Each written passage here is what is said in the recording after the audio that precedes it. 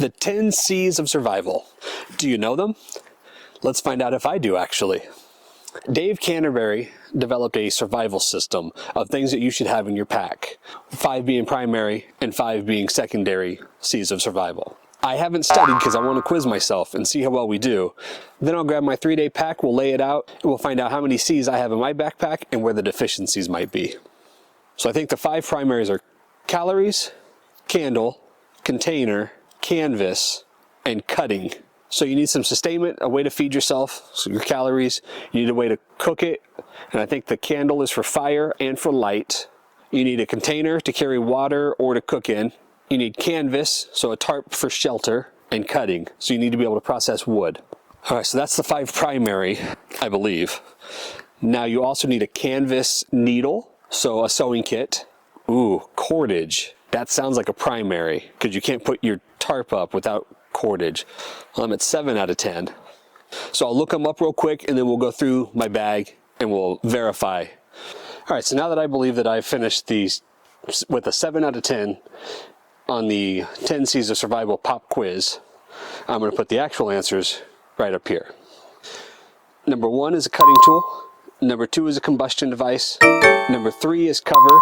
Number 4 is a container. Number 5 is cordage. There's your primary 5. Number 6 is a cotton bandana. Number 7 is a compass. Number 8 is candlelight. Number 9 is a canvas needle. And 10 is cargo tape. So I thought that I had a 7 out of 10, but I was wrong, and my final score is actually here. The 10 C's of Survival is Dave Canterbury's system for what should go in a 3-day pack or a bug-out bag, or basically anything that you're going to take into the wilderness to survive. It doesn't even necessarily have to be the wilderness, but if you're bugging out and you're getting from one location to your secondary location, these are the things that will keep you alive, able to survive for the 2 or 3 days that it takes you to travel. This is a system that most bug-out bags or 3-day packs or survival packs, whatever that you're going to grab in case of emergency, this is a system that most of those setups are based off of. All right, so this is the bag that I keep in the back of my truck. This is just thrown in the back. It's always with me, ready to go. I definitely do not have all of the 10 C's in here, and I have things that are not part of the 10 C's. So I just want to clarify that the 10 C's are not a comprehensive checklist. They're just the basis to start your survival bag off of. There are several other things that go into a survival bag. These are just the 10 primary core items to start from. There are additional items like comfort items, medications, extra clothing, food, cell phone chargers, anything else that you may need just dependent on your situation. So I'm not trying to say that the 10 C's is everything you have to have in a bag. And I'm not saying that if you don't have all 10 C's, you're going to die. These are just a core survival checklist. So just on top of the bag, we have cordage, a compass, and a whistle. On the first pocket, we have candlelight. I don't keep the batteries in the flashlights. You can see there's no batteries. But the batteries are right in here on the side, ready to be put in. In here I have a spare battery and the hand mic for my ham radio. That would be under communication, not one of the 10 C's. This side is my fire kit. So right here in the main pocket. And in my fire kit are weatherproof matches, so storm matches, regular matches, a torch lighter. That's not doing much. So good thing we're doing this video, we're finding some deficiencies already. Table matches, backup Bic lighter, a little tube to blow and stoke the fire, ferro rod and blade, some magnesium, and then these are cotton pads dipped in melted paraffin wax. Paraffin wax, good fire starter, and then the cotton to give you some time to get the fire going. All right, well, so far we have combustible, candlelight, and communication. So 2 of the 10 C's so far. In here I have a headlamp, flexi cuffs, in case you run across any bandits on the road, and then 50 feet of paracord. More batteries for our candle lights. All right, here we just have a cheap set of binoculars, little 10 power. Oh, there you are.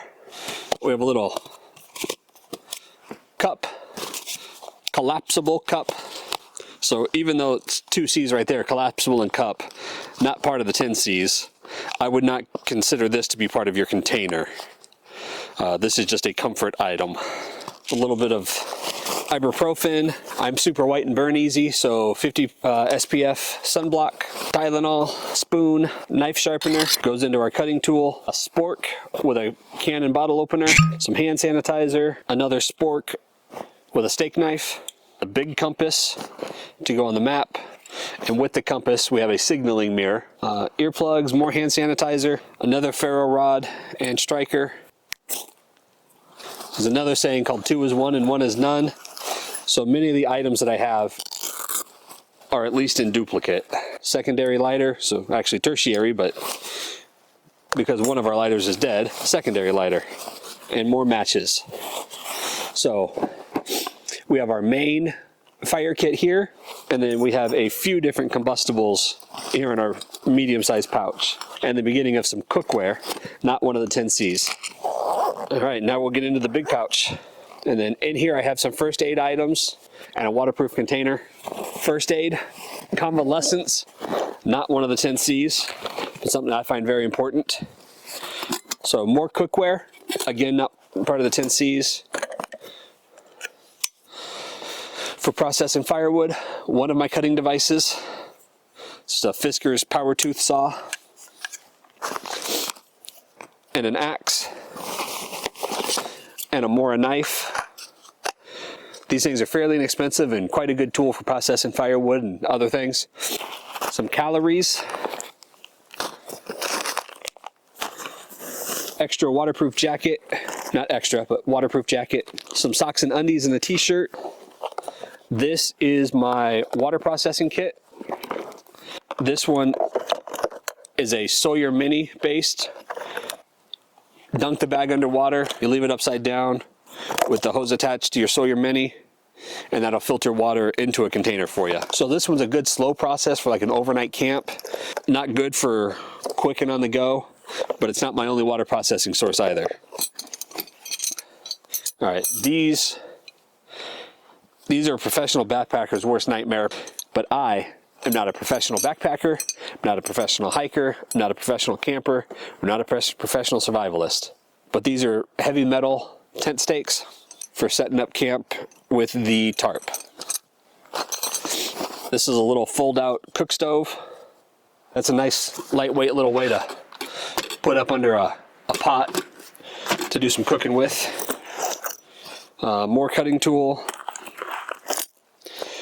Fake Rambo knife with a knife sharpener in the sheath.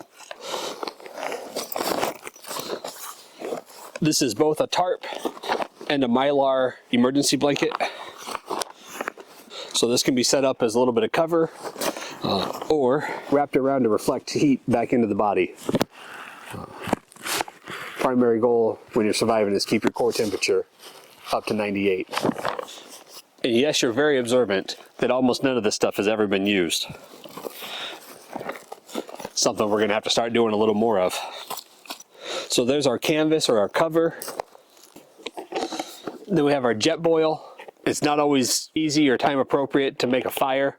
So when you want to have a little food, you warm up your freeze-dried meals. The jet boil does that in a couple of minutes. So great little tool. Last thing in the bag is a Washington State map. This goes along with compass. So let's do a quick layout here and see where our C's line up. I'll put stuff back if it's not part of the 10 C's. My container is not in my bag. It's probably in the truck, or I took it out when I was doing something else. In my truck though is some water. Okay, for the 10 C's, what did we find out?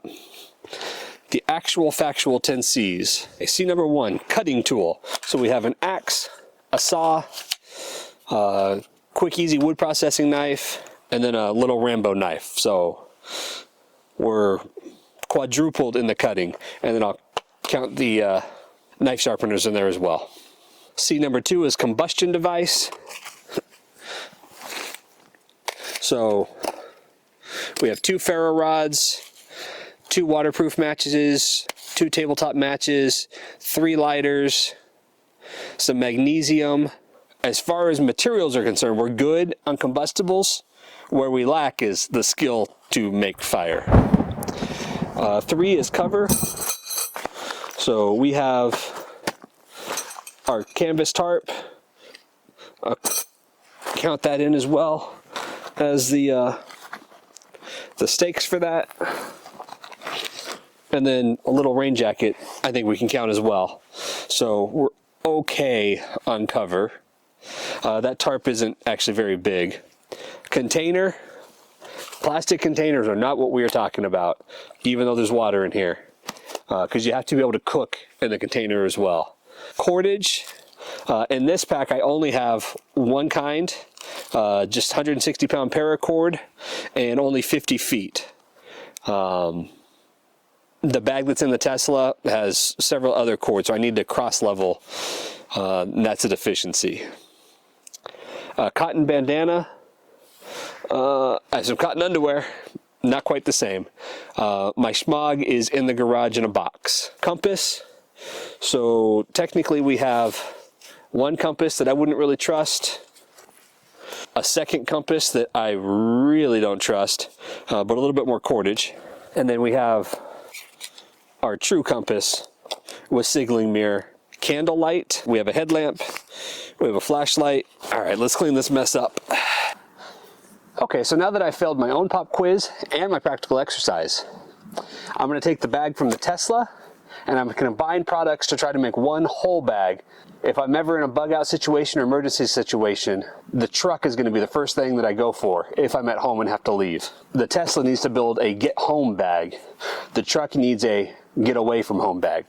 So I'm going to go ahead and combine bags into the truck, and then we'll work on the Tesla bag later. So let's see if I can get a higher score on the makeup exam. In the Tesla bag is my container. And in the container is peanut butter. All right, so Jetboil in the truck container. So we've added a C.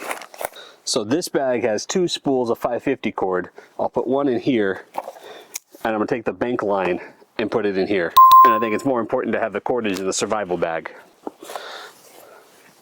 Cotton bandana. So that's an additional C that I can add. 8 checks and 2 X's. So on the makeup exam, I was able to get to an 80. The next thing you need to ask yourself is your bag manageable? If you had to walk 20 miles a day, 30 miles a day, would you be able to carry that weight on your shoulders? That's tough. I know 19 miles in 5 hours, carrying 25 pounds, that really starts to weigh you down. So the more you have on, the slower you're gonna go, the less distance you're gonna pace per day. So you have to weigh in some of those comfort items, and I didn't have very much food in here either. So the other thing that I'm not seeing is things like my soap, my toothpaste, my deodorant, my toothbrush. That should have been in here as well. So I have some 10 C's deficiencies, and I have a couple of extra necessities that I need to get put in here, or comfort items. Hey preppers and procrastinators. Hey, I just wanted to take a minute and tell you that I truly appreciate you watching my videos. I will never ask for you to like and subscribe. It's just something that I'm against on YouTube. I think if you want to like or if you want to subscribe, you absolutely will, but I will never ask you to do so. But I just want to take a moment from the bottom of my heart to tell you that I truly appreciate the support that you give to the channel by watching. We're just getting off the ground here, and every view, every subscribe, every like, every comment truly helps. So again, from the procrastinating prepper to the preppers and procrastinators, I thank you very much.